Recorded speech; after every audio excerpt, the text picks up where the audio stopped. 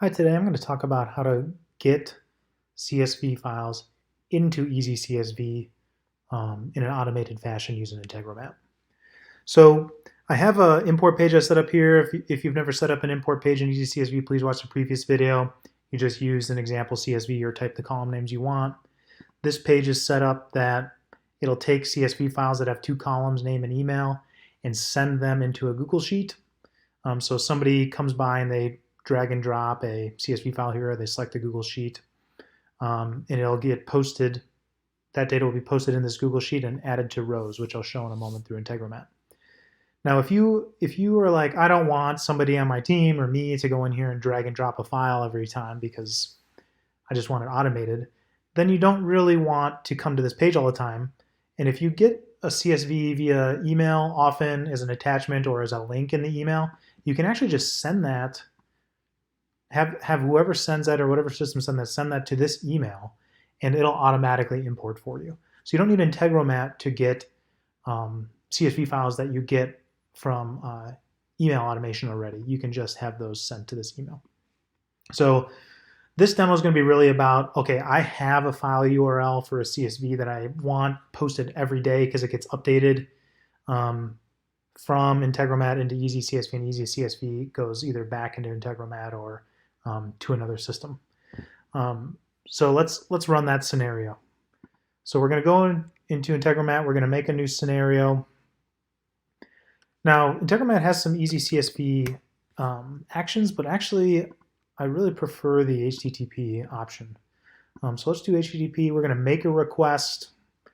Now, if you go to our dev docs, we actually say exactly how to do this. You're going to go to /docs /webhook_import. And what you're going to do is just make a post request with these 4 keys. Actually, we're going to use 3 because the first 2 are the only 2 required. The other 2 are optional.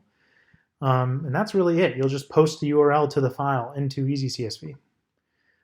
So we are going to go back to our import page. We're going to go to Sheet Details. And go down to the bottom, and we're going to say Import Sheets posted to the API Webhook. Once you click that, you'll get your Webhook URL. We're going to copy that. We're going to save to make sure that that is saved. And go back. That's what we want this to post to. We're going to say it's a post. We're not going to mess with the headers. Now for query string, we're just going to copy and paste each one of these keys. I have an example API key here.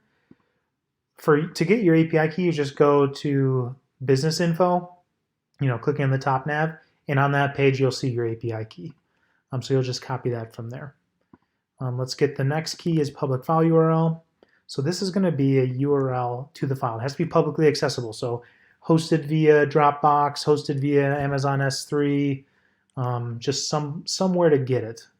For me, this is the CSV we're going to get. It's just 2 records that are fake leads.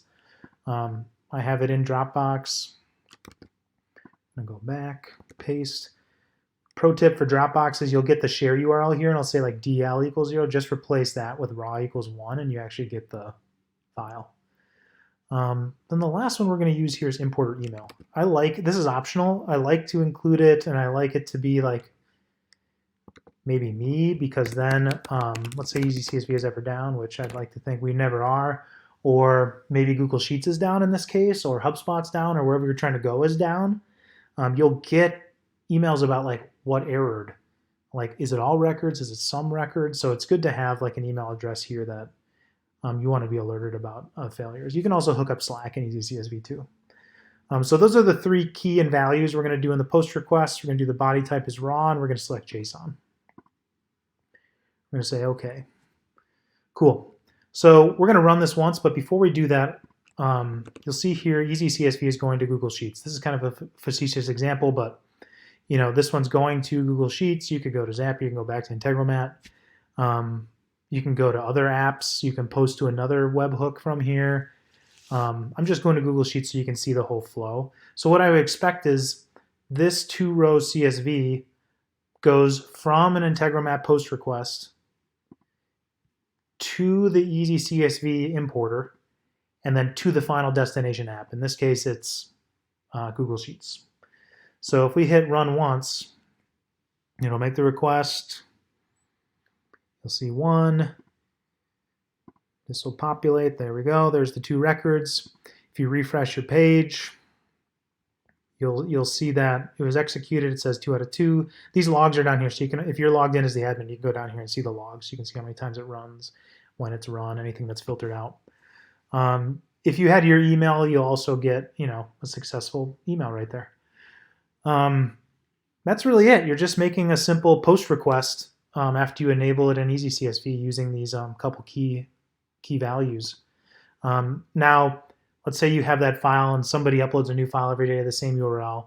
You can schedule it to run every day, certain day of the week, every 15 minutes. If this URL ever changes, that's where you get into a problem, because it's assuming that you have a URL.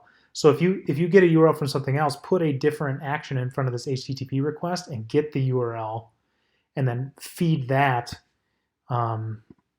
into this field, right? So if you have something where you get a URL from a previous step in an Integromat scenario, you can just put that value here, and that'll be great.